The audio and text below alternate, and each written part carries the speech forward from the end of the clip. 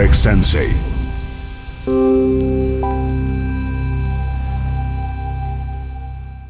Zamislite vi sada da ste došli likaru i on ide nešto činit i onda istovremeno to što vam čini mora čitati u libru kako će to napraviti. A zamislite šta bi to bilo. Tu treba vas operirati, a on mora čitati u libar kako će vas operirati. To vam isto tako.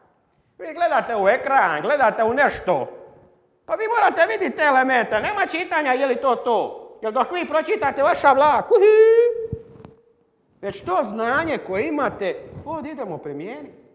Ali da bi mogli primijeniti to znanje, što prethodno treba imati? Iskustvo.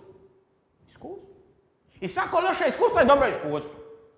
Svako loše iskustvo je dobro iskustvo ukoliko znamo da mi i zarađujemo i gubimo u picevima.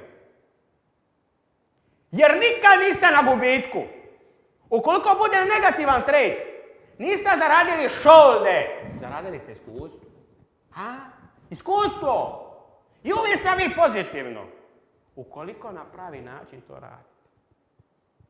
Ako uskačemo u nešto samo zato što uskočimo, reću vam sad ovako jednu stvar.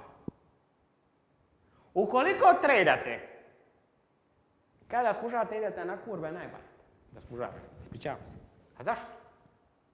Zato što ćete kad tad bolešnu neku pokupiti. Kad tad. Zaletit će vam se, gotovo vam je, aleluja. Skači, pa krk, nemate. Forex Sensei.